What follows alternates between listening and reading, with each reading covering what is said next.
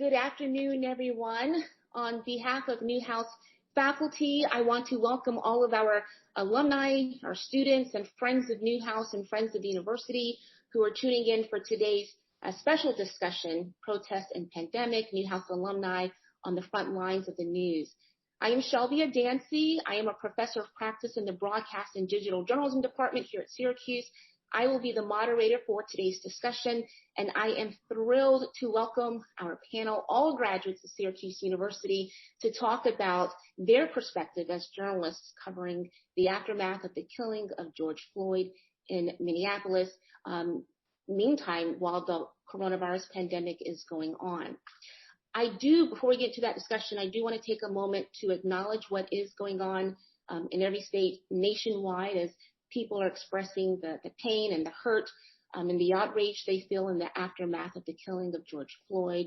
The university has acknowledged that as communication leaders, we do have a role to play in speaking out against systemic racism and systemic violence and helping facilitate any conversation that can help heal those wounds and move the nation forward. And it's our hope that today's conversation can be a part of that process. I do want to go ahead and introduce our esteemed guests who are all graduates of the Newhouse School. We will start with Norman Seawright III. Hi, Norman. Reporting from CBS 4 in Minneapolis.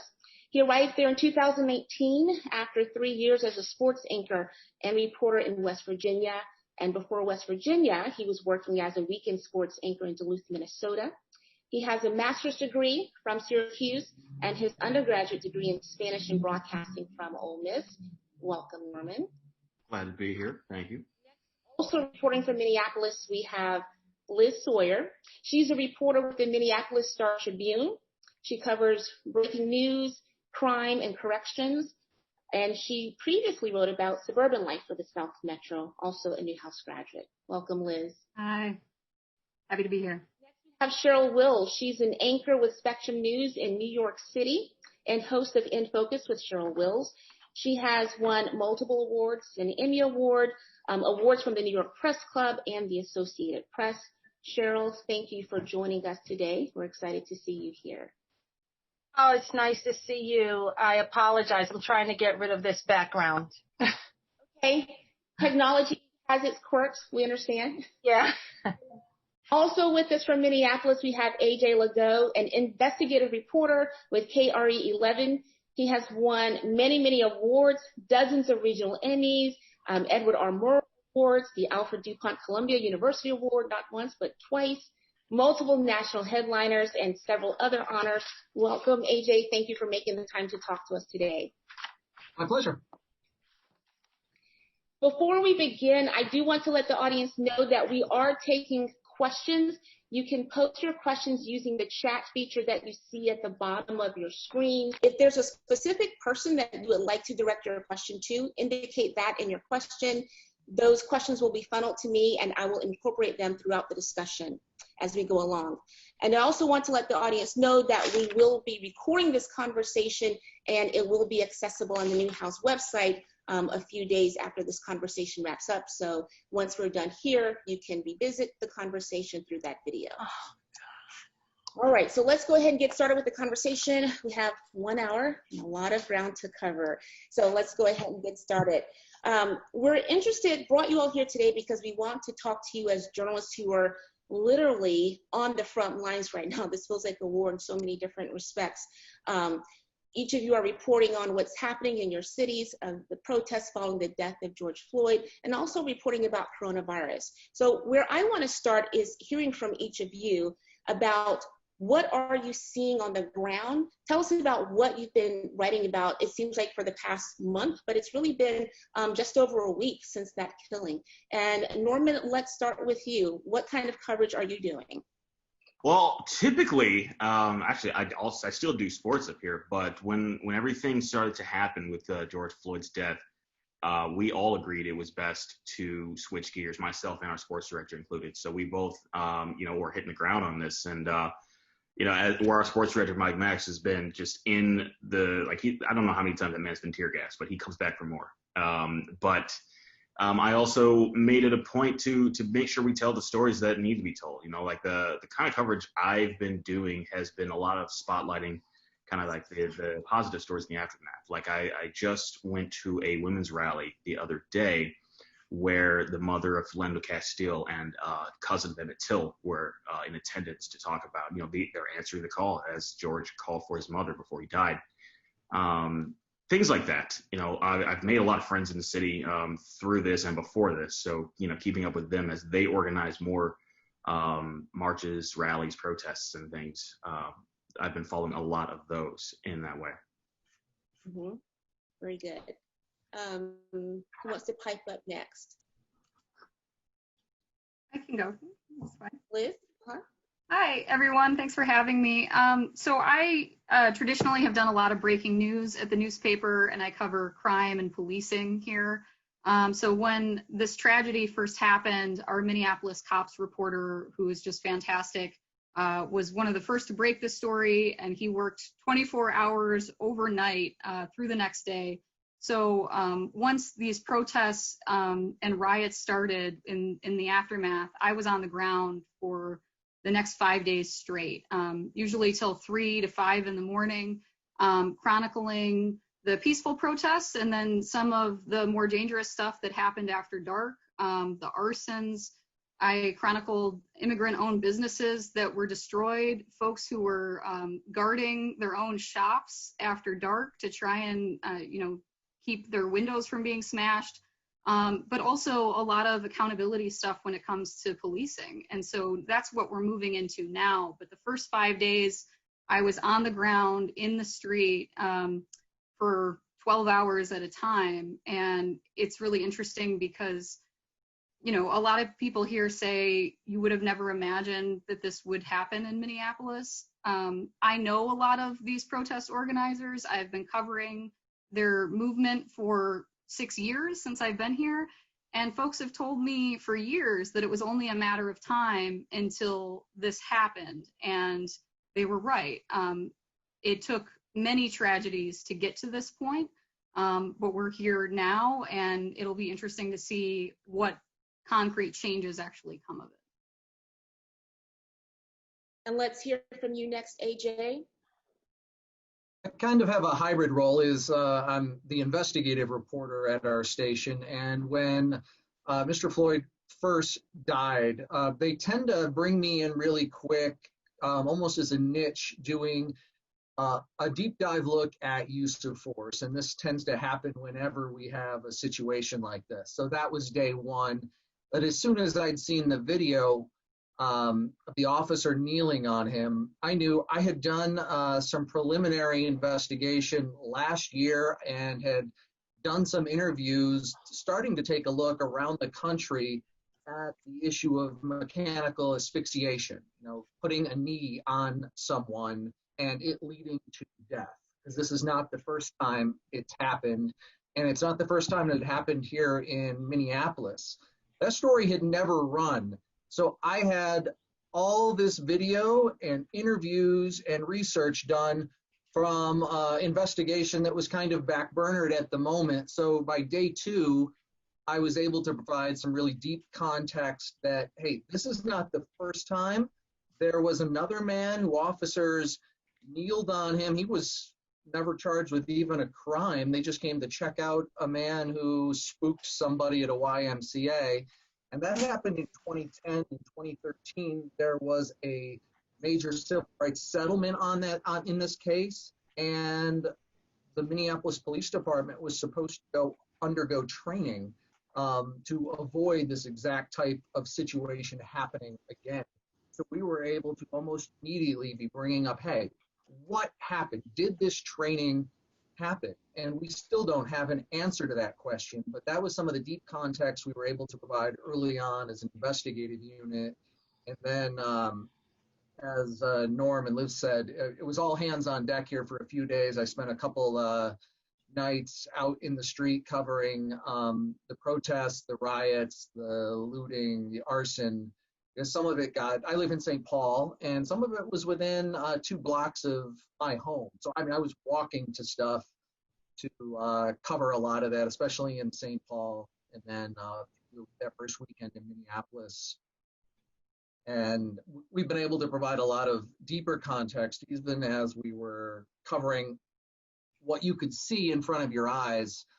And I know we're going to talk about it a little bit later, but really taking a look at where can we provide deeper context that isn't readily available. And we were able to do some of that day of when the U.S. Attorney General and the Minnesota governor and both mayors were claiming, hey, everybody doing this is from out of state, they're not from here. And we were almost in real time able to get data and debunk that and hold them accountable for their statements that were not true.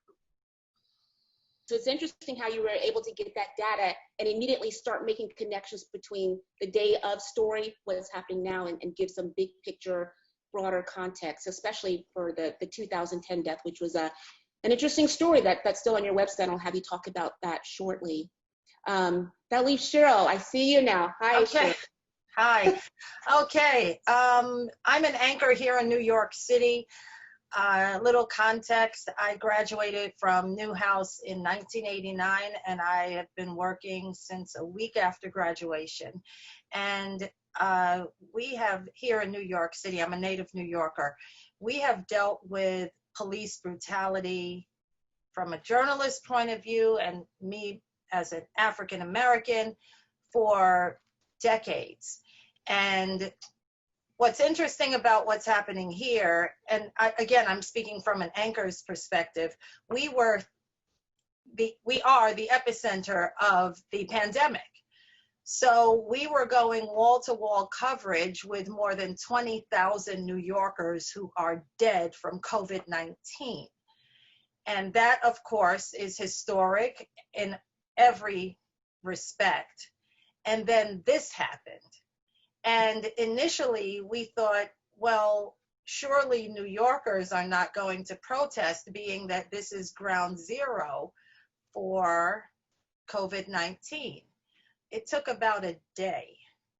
And George Floyd was killed on Memorial Day. And I remember for a day there was nothing here.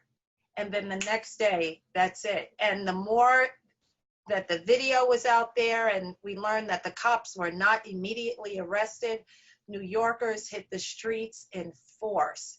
And of course here, as in Minneapolis, we saw horrific looting in our high-end districts like Soho.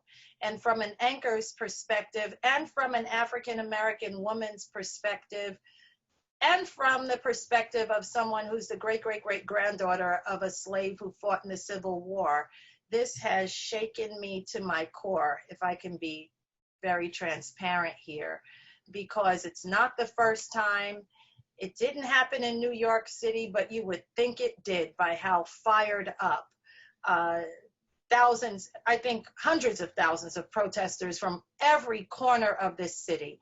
And lastly, I'm hoping for change, because as an anchor, we report on this kind of crime on a regular basis and nothing happens.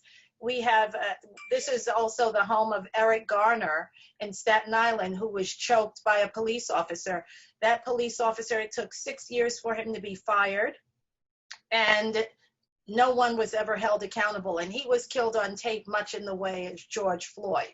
So it was really, and lastly, just yesterday, New York State Legislature passed the Eric Garner Anti-Chokehold law. So we are starting to see some traction here in New York City, but protesters are going to be out there again today. Mm-hmm. And Cheryl, let me ask you this, and then I'll broaden this question to the rest of the panel. You talked about how you weren't quite sure how New Yorkers would react because it didn't happen here. They rose to the challenge. Are you seeing any differences or similarities between the uprisings in New York City and what you're seeing in news coverage elsewhere? Absolutely. Well, of course, New York City is the largest city in America. We have 8.5 million people. So everything here will always be bigger, more magnified. And what I think has struck everyone, as is the case across the country, is the diversity. The diversity of the protesters is unbelievable and very encouraging for me. You know, it's kind of hard to separate myself as an African-American woman and as a journalist. I have found that, you know, that whole objectivity thing is not really working this time. It's very upsetting to me personally, and it's upsetting to all of my colleagues, regardless of their background. So yeah, everything is magnified here because just we have so many more people.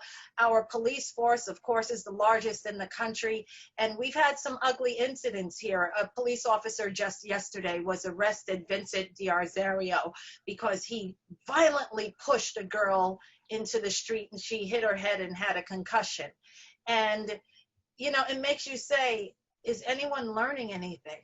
And he did it in full view of people rolling their cell phones, their cameras, and he did it in full view of his supervisor who was transferred. So it's an incredible perspective here in New York City. Mm-hmm. And let me hear from some of the others. Liz, I'm going to go to you. What are you seeing in your coverage compared to what you see in coverage of the protests nationwide? Seeing in my coverage, or why it's different? I'm sorry, why it's different. Any similarities, any differences? Well, I mean, this time feels so different. I mean, I've covered hundreds of protests since I've been here, big and small. But this incident, because it had 10 minutes of horror captured on a cell phone video, in very good quality cell phone video, feels different. It has energized people in a way that other tragedies have not necessarily. Because in the past, and I've talked to protesters and I think they explain it very well, they say there was always room for skepticism by the police. In this instance, it seems much more clear-cut.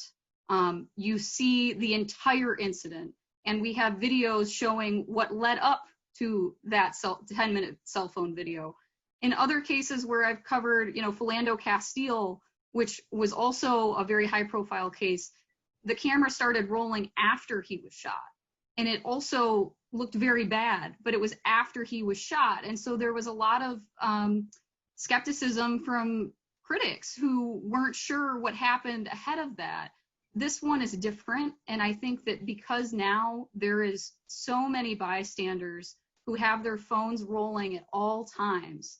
And now we're even seeing cases of police brutality pop up just for, you know, in the last 2 weeks, of protesters who are protesting police brutality. This feels like a watershed moment. And in terms of our coverage, I don't think that in the first 24 hours we anticipated this being an international movement. I certainly didn't, but it became very clear that it was. And so we threw far more resources at this one, at least our newsroom did. I'm sure that AJ and Norman probably could say the same. And we have attacked it from every angle, from race and police brutality, from community outpouring, from police accountability. And I hope that that will continue. But one thing I will say, I never thought a story this summer would put COVID in the back seat, but that's what this has done. That is definitely a true statement. That I imagine all newsrooms feel the same way. COVID took over everything, and who would have thought that it would have to take a backseat to something that was even bigger. AJ and Norman, do you guys want to chime in about any similarities, differences you're noticing in the protests where you're working? I mean, the similarities are clearly that people are angry. And seeing an officer's knee on someone's neck for, you know, going on 9 minutes, as Liz said, strikes a chord with any decent human being. There was no wiggle room really on this one. You know, to say it was warranted, which is usually the argument that you know, police agencies make, and it certainly didn't help that from the very beginning, I'll be really blunt, the public was lied to by the police department. If you take a look at the press release that went out right after this happened, oh, it was a medical incident and officers noticed he was having medical issues, and so they called him an ambulance. if you took what we were told at face value, nothing happened here, nothing to see here. That this wasn't a death caused by officers. This was, somebody who died solely from a medical incident. And so I think that really just, as soon as this video became public and you could compare it to the narrative that was being given by law enforcement, I think it just fueled the anger and the outrage. And I'd like to add to AJ's point. He makes an excellent point. These lies have been going on for a very long time. The public wants to believe the police. They want to believe they're all good, and I still want to believe that the majority are good, and I will stand by that. But the reality is some are outright liars and killers. And I think for the first time, America saw in 8 minutes and 46 seconds what African Americans have been talking about for generations. That sometimes there is a bad apple who just wants to kill and dominate and then lie. And I guess that's why everyone is pushing for change. But this is not new to African Americans. I could sit here and talk about one black man after another that was killed, falsified police report. The jury wants to believe the officer who is entrusted with the public faith, and they walk, and African Americans are just left saying, where's the justice?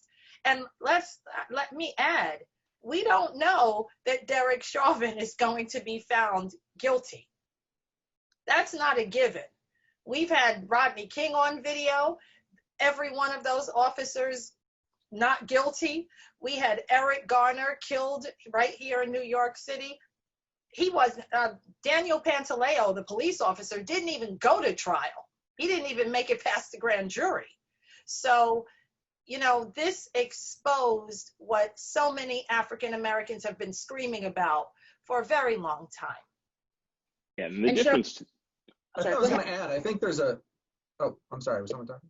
I misunderstood who was speaking. We'll go with I was just going to say, go for it. This gets to the point of our role as journalists is to question. And if there's one thing young reporter students take away, I think, from today is it's your job as a journalist to ask questions. And I know Cheryl and Liz and Norman, I'm sure, would back me up on this. Over our careers, how many stories started with police say? That's right. And this is the narrative that's out there. And until recently, you didn't have cell phone footage and everything. Even just a few years ago, that was as prevalent. But if there's one real takeaway for reporters and journalists, it's your job to question the official narrative. That's right. Yeah. And sometimes young journalists are afraid to do that. I know in my newsroom, sometimes people are afraid to deviate from the official response. That's a struggle. Because you don't want to seem like you're a renegade journalist. You don't want to seem like you're inventing the story. But I tell my younger colleagues all the time, let's do some investigative work on our own. We don't have to accept everything the mayor says, everything the police commissioner says at face value. Yeah, and to your point, Cheryl, I think what's going on right now is underscoring what AJ just said for the young journalists. We question everybody. That's why we're journalists, because that's just who we are as people. And those questions shouldn't stop based on the title of the person that we're interacting with. We should question them all. Yeah. Norman, I think you wanted to jump in there and add something. I do. And one thing that I found that has been eye-opening to me is that we have all seen, and it's been us journalists, it's also been the public. You're seeing not just us, but everyone else questioning the same things that we are. And I say this mostly because there are no distractions. As much as myself and my other sports colleagues and everyone else has been like, well, we're in a holding pattern because there are no sports, that also has removed the distraction.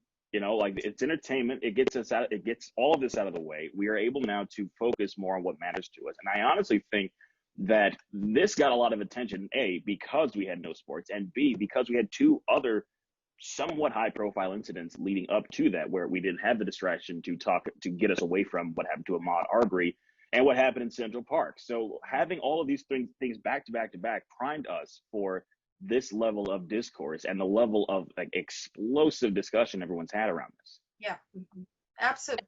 Everyone's point is well taken. I'd like to say New York City is home to Central Park. And that woman who made that comment, you know, making herself look hysterical while she's basically choking her dog to death and saying, African-American male is threatening my life. She knew just what to say. On the dime. She lives right in the heart of liberal Manhattan, and look at what she did. I know she is grateful for Derek Chauvin because the national media was really going in on her, and then actually those two incidents both happened on Memorial Day, which is something else to, you know, the irony of that. But both of those incidents happened on Memorial Day, and she was the running headline until Derek Chauvin really blew up. And interestingly, the Daily News put the next day, they put her in the bigger box and they put Derek Chauvin in the smaller box, which is to tell you how New Yorkers were really looking at the two. Mm-hmm. And what you all have said, some of you have touched on this. Liz, you talked about the video evidence. It's right there on camera for people to see. AJ, you did as well. But one of our audience members had a question about, for the whole panel, why do you think the national reaction to George Floyd is so different than reaction to previous incidents? I'm hearing from you all, it's, Norman just said, we were kind of primed because we've had some recent egregious things happen. Liz and AJ were talking about the irrefutable video. No matter what you want to believe, the video shows the facts. Is there anything to add to that response for the audience member about why this is getting so much more attention and a bigger reaction than previous incidents?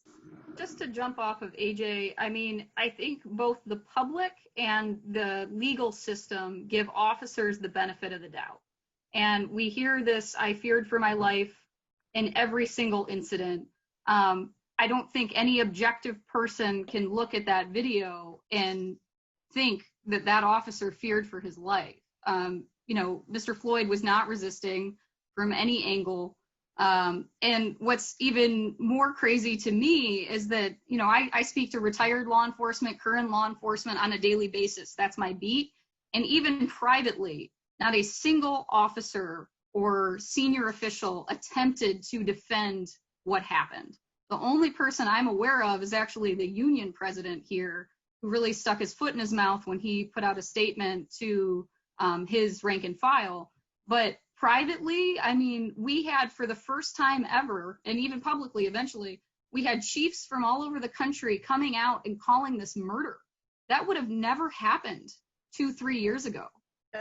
That's a legal term, actually. And, you know, people always say, let's wait for the facts to come out. You know, they would talk about what a tragedy it was, but they would never describe a killing like that with the term murder. And our Department of Justice has, our state officials have here, and that is just so unusual. And I think that speaks to how damning that video evidence is. And what it was taken by a 17-year-old who just happened to be there, which is, you know, it's crazy. And today there was a press conference with the chief, and someone in the press asked him, if that video didn't exist, would we have this sort of response? And he essentially said, no. I mean, keep recording. Wow. That's incredible. That's incredible. And it speaks to the power of video and the power of cell phones. That's one of the questions a member of our audience has right now.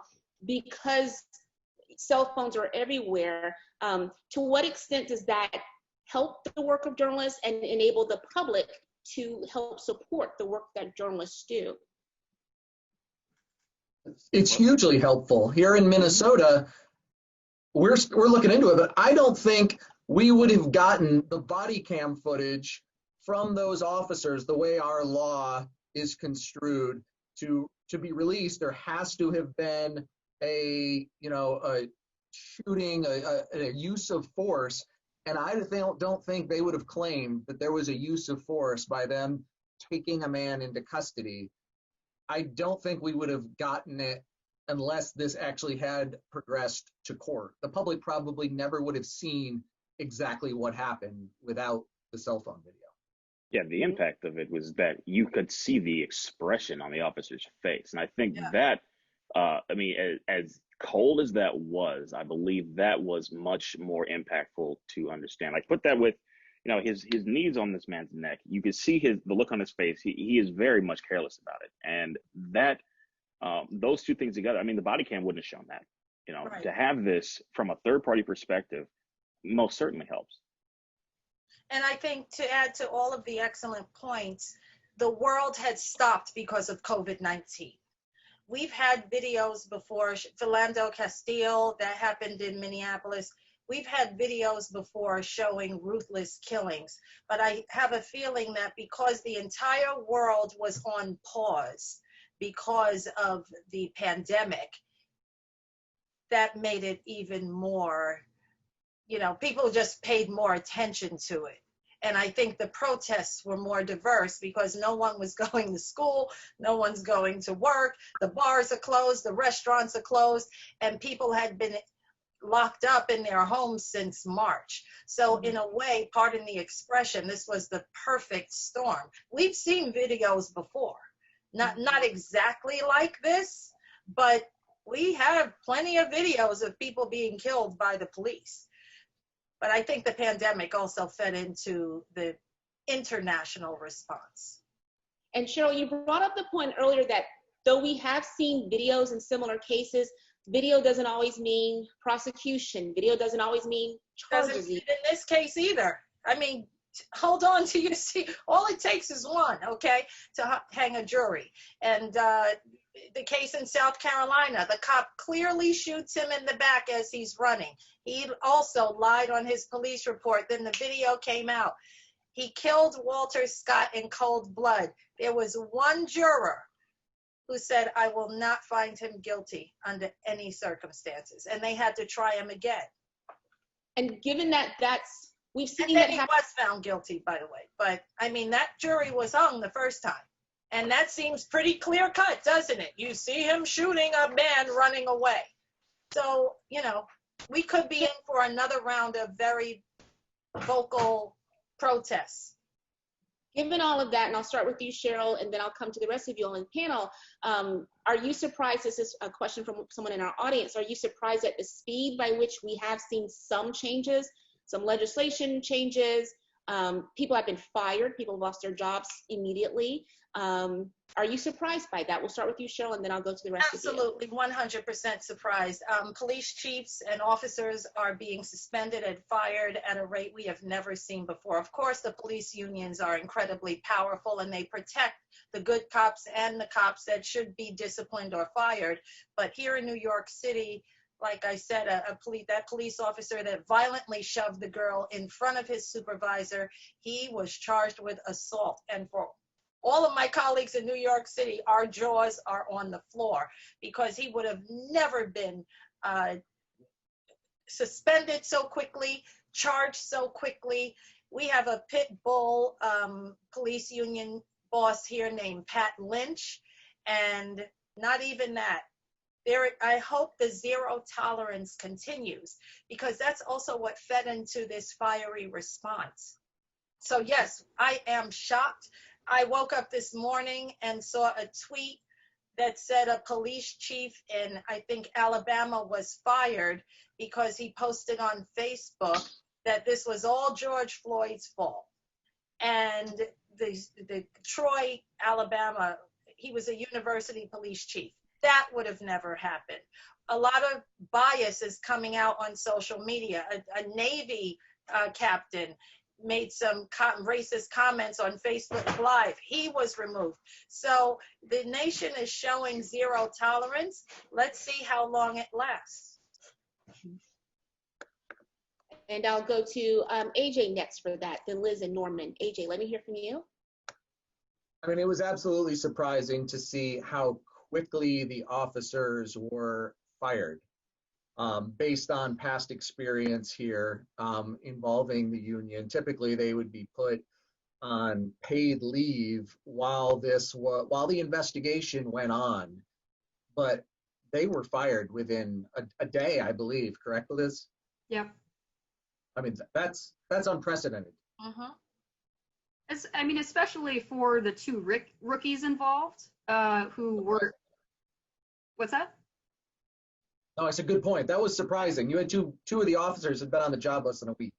Right. And those two, I mean, it came out later that they were on top of Mr. Floyd in some fashion on his feet or on his back, but we didn't know that in the immediate aftermath. All we knew was about Derek Chauvin, who was the field training officer. He's the superior officer involved. So obviously, you know, he's the epicenter of this. So we would have expected a punishment for him, maybe not quite as quickly. That's the first time in my time here that's ever happened. They've always been put on paid leave. It's always taken weeks, if not months, to get to some sort of reprimand or resolution in those cases. But the fact that all four were gone that day was, I mean, unprecedented. That's the right word. There was nothing like that before. I don't know whether that will be enough. There is an immense political pressure on the prosecutors, on the police chief, and we have a very beloved police chief here. I mean, he has huge community support, but will that be enough? I don't know, because if things continue, if these officers are not convicted, they could be facing far more protests and community outpouring about this case. Yeah, I can agree with what AJ and Liz said on this. It was absolutely surprising to see how fast this response came in, and it still is to see every response the way this is going on. Not just, you know, politically, you're seeing this from like brands across the nation, like all sorts of people who are chiming in to say all of this is wrong. You know, our sports community jumped in right away and said, this is wrong. We want to see change. Everyone wants to see change on this. But yeah, I agree. The speed on this has been just dizzying and surprising. And a couple of questions have come in about the charges that Chauvin is facing. Can any of you speak to whether you have any indication of whether the charges could be upgraded to first-degree murder? I know prosecutors, of course, don't, you know, broadcast that kind of information, but are you getting any sense that that's a possibility at this point? In my estimation, they'll never do first degree. They will most certainly walk. If they do that, they cannot prove that he woke up that morning and decided to kill George Floyd. So that's why I think that they're safely going to stay at second degree.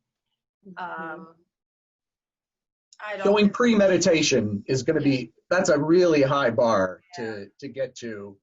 And even though people want to hear first degree, right, legally, that's going to be an extremely tough bar. And as Cheryl said, that'd be, if that was all he was charged with, you could almost guarantee he would be acquitted. Yep. Right. And, you know, there's a real fear by prosecutors to do that, because they would rather have him charged with something a little bit lower and have a higher percentage that he gets convicted than take the risk of upgrading the charge and have him get off. And a lot of people in the Geronimo Yanez case with Philando Castile believe that he was convicted because they pushed harder for a higher charge. And maybe if it had been third degree instead, then he would have been convicted. So there's a lot of debate among the legal community. I know you guys probably saw the story, I think it was CBS that broke this morning, saying that Mr. Floyd and Derek Chauvin, who worked at the same nightclub doing security, until this point we had heard they worked opposite hours, they may not have really known each other. CBS had this morning a colleague interviewed that actually they did know each other, and they butted heads a little bit about how Derek Chauvin treated Black patrons. If that's the case, and they can prove that there was some sort of resentment between Chauvin and Mr. Floyd, there will be discussions, I'm sure, about elevating the charge. But again, there's a real risk involved in doing that. Yeah, there's definitely a school of thought that says possibly sort of undercharging in a case like this may be the better way to go to get closer to bagging a conviction. Some of the other people in the audience have questions about the safety of journalists themselves. I'm sure everybody was watching the rest of the CNN reporter on live television. We've seen the Twitter feeds, the photos of reporters who've been tear gassed. Some of them have lost eyes even. So some people in the audience now want to hear from. Yes. Oh, wow. Website about the bullets. Like, what is the nature of the bullets that Minneapolis police were actually using on the ground with protesters? So this leads me to my question from the audience about what was the reaction in your newsroom and that you all had individually when you saw the CNN reporter get arrested on live television, and when you've seen what reporters on the ground are facing in terms of violence, even from police officers. What has been your reaction to that? I wasn't surprised that they arrested the CNN crew, and I don't mean that it was justified. I mean, I wasn't surprised that they did that based on what all of our crews were facing, what, you know, every other journalist out there was seeing, in that they were really trying to push back, and in some cases they'll say even targeted journalists. I was holding up the foam bullet because I just finished writing a report that airs tonight, Earmuffs, Liz and Norman, that we've been looking at for a week. That's going to show what we believe is that they were using the less lethal rounds in violation of their own policy, in violation of United Nations protocol, etc., and that the state refuses to even release to the public what type of less lethal rounds they were using. Wow. AJ, and there's lawsuits already that's been filed by the ACU that they were specifically targeting journalists. Oh my goodness. Wow, I'm named in the ACLU lawsuit. Yes, you are. Plaintiff, but because I was on the street, a bunch of my colleagues, not just from the Star Trib, but from other outlets, were tweeting on that first night of the curfew about the police and the National Guard's reaction. Of course, journalists were supposed to be exempt from the curfew and the governor's order. They did not care. No matter what agency you came across, whether it was Minneapolis Police, the State Patrol, the National Guard, we were told, every time we threw up our credential, we said we were journalists, we're press, they said, we don't care, we will arrest you. At one point, they told me that my press credential, which was very clear and big, they told me that my card was bullshit. And that's what's referenced in the ACLU. Sorry for my language. But, I think that young reporters need to know that just because legally you have a right to be there does not mean that the police are going to treat you like you have a right to be there. I've had colleagues who were arrested. I had colleagues who were seriously injured with those less lethal rounds. One was thrown at the ground at gunpoint. So the CNN crew, I was surprised only that happened. The governor had, come out and said, like, he had made a big apology after that happened. And so I figured, oh, well, they're not going to make that mistake again. Oh, they did. So I just think you need to be aware that just because you have a right to be there does not mean they'll treat you like it. Yeah. You need to know your rights. It's really important for you to know exactly your legal footing when you're out there.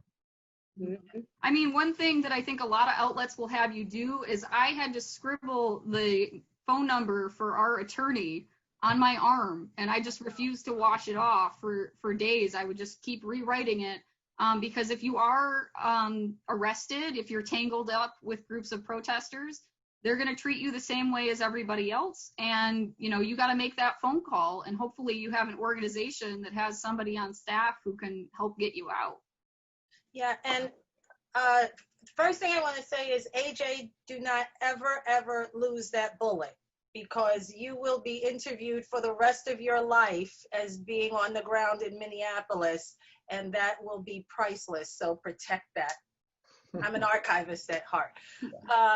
Secondly, all of our reporters here in New York City had security because many officers here, the general sentiment is, if it wasn't for you in the media, this wouldn't be happening. It's your fault. You're the ones fueling these protests because you're out there with the live cameras egging them on. So I'm an anchor, and I'm actually anchoring from home, which is unbelievable. There are no anchors in our studio in Midtown Manhattan. We are all home. And imagine we're dealing 24-hour COVID since March. And then it's like, okay, we have to go live wall to wall and cover these protests. And we all said to ourselves, how do we do this? My phone is plugged into my IFB. And it was like, how on earth do we cover something of this magnitude while I'm sitting on a bar stool in my living room? Unbelievable. So we made it work. Everything is makeshift here, but we had tremendous limitations. But all of our reporters, to your question, had security. And by the way, that CNN reporter's name is Omar Jimenez. And he too will go down in history for being arrested on live television in the wee hours of the morning. And it should be noted that his white counterpart with a crew on the other side was not arrested. Yes, there have been quite a few articles that have pointed out the difference in treatment between the two, and it was right on video for people to see. A lot of people are posing questions about objectivity, and that's my next question, given what you all have just said about some of the situations that you're facing as journalists. How do you remain objective in a moment like this, and is it possible? I don't know that it is. Yeah. And I say this both as obviously a Black man and also as a journalist living in Minneapolis. When we talk about objectivity and presenting all sides of an issue, that kind of requires that every side of an issue have some merit. And at this point, when we're talking about understanding the systemic racism that allows for all of these things to happen, there's no defending that. Right. Not in any moral sense. And that for me is where objectivity kind of stops. Like you can't, if you want to give credence to the idea that, we don't really need to address systemic racism, then that is the side of history that you've chosen. And if we want to go down that path, then, okay. Yeah, it's a slippery slope. I agree with him. I'm interviewing people live every night, sitting on the kitchen stool, I might add, which is unbelievable. I still can't get over this. But, everyone is very heavy on the police right now. And I have friends who I've hosted events for police officers. All police officers are not bad. I want to believe that only 1% are bad, but I find myself really struggling to ask a pointed question very objectively. Like our state legislature here in New York passed a trio of police reform bills. The police union is on fire about it. And last night I said to an activist, what do you hope this will accomplish? That was as objective as I could be without saying it's about damn time. Because that's what I really wanted to say. Why do we need an anti-chokehold law? Why would it be legal to choke someone out and kill them? Unless the person has lethal force, which in Eric Garner's case, he had no weapon on him. So I really have to make a concerted effort to be objective, but I will not lie to my fellow SU colleagues. I am on fire about this entire episode. We should have confronted this issue generations ago, and it is very upsetting to me. I am very emotional. I have to fight back tears, seeing children in the street crying, saying, will the police kill me? What country are we living in? Really? And now we're seeing all of these police officers post all this terribly racial stuff, blaming George Floyd and then getting fired. What country are we living in, honestly? So I struggle every day with maintaining my rage. I'm glad I'm able to vent now, but I cannot do that on live television in New York City. But I really struggle with it. You know, as a print journalist, it's a little bit different. I have to be so much more deliberate about what I write versus what I would say on TV. I think AJ and Norman can speak to that, but I struggle with this concept of objectivity. I prefer the word fairness. I don't think anyone is objective. We all have personal opinions about everything, but fairness is what I strive for. I'm not an activist. I'm not going to call for particular reforms. That's what the op-ed section is for.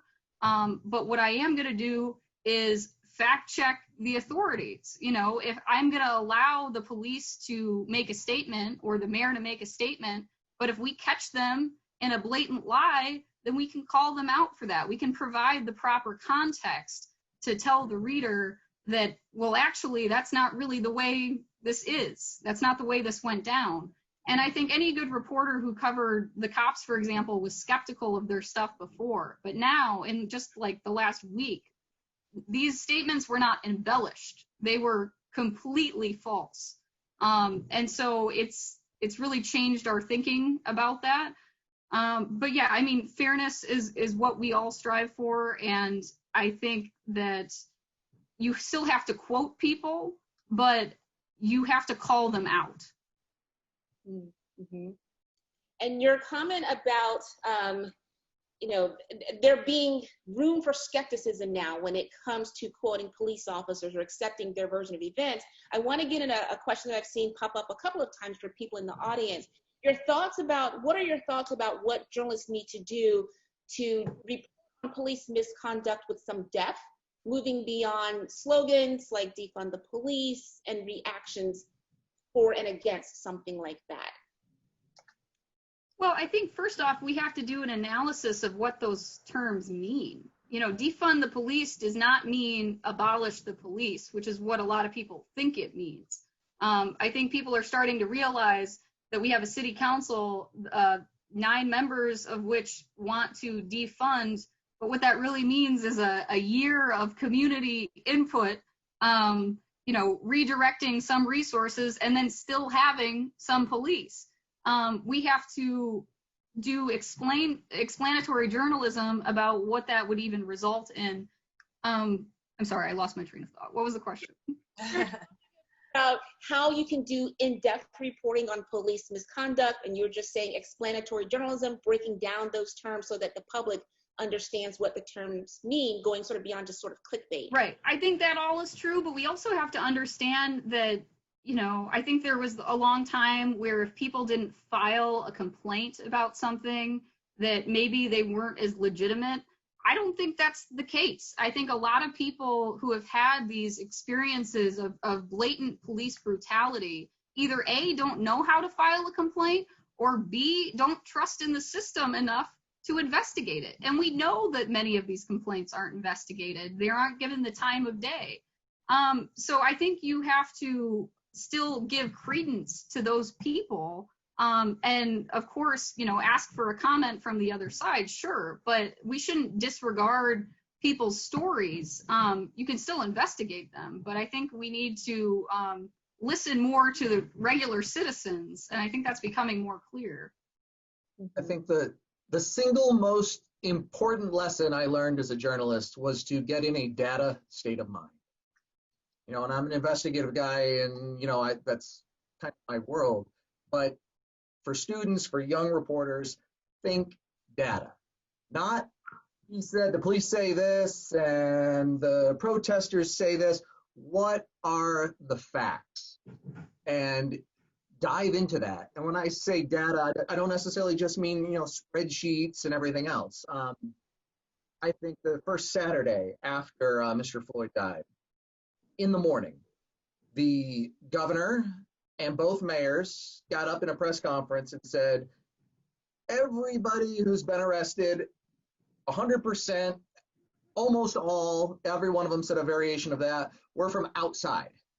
And when I hear everyone, all, you're like, that's something I can fact check, and that's something I can get data on. So we pulled the jail logs for people arrested for arson, looting, and rioting in the last 3 days, and we found it was like 20% of people were actually from out of state.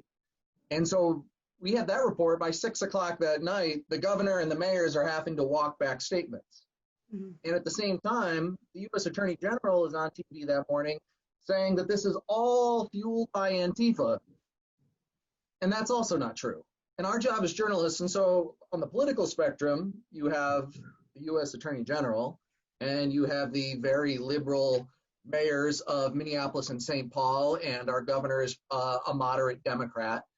And we were able to call BS on all of them by getting data and looking for facts and not just taking what they said and not just taking the folks on the street saying, you know, something else, or even agreeing, or people want to think, okay, the worst of the stuff's not happening because of people here, and being able to separate fact from fiction, to be able to, we're talking about rubber bullets, to pull the policies that the department uses and match up what all this video we now have shows with what the policy is. Here's how it's supposed to be done. Here's what happened. But that comes from really thinking about data. What data is out there? What can I get that's official record that will prove or disprove whatever's been said? But the problem with that is that, sorry, go ahead, Norman. Oh, I'm saying I absolutely agree with both of you. I like, in absolute context here, all three of these panelists have more experience in this field than I do.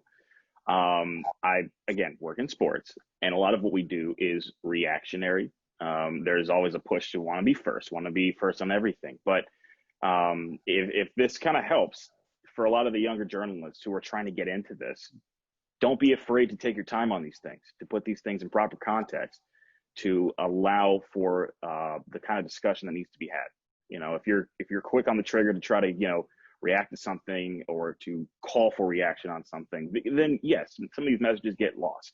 You know, you'll end up going with some of the allegations that say everyone arrested is from out of state, or all of this is Antifa, which may not be the case. Don't be afraid to not be first on this. Better to be right than to be first. Right. We have 2 minutes remaining. You all have been so fantastic, and there are all these questions coming in. But Norm, there's a specific question I want you to address as quickly as you can, so we can squeeze in this time limit that we have. Okay. The question that people have about, we've seen athletes speaking out about social injustice and being so much more vocal about that than they have in the past. What are your thoughts about how this moment might change sports coverage?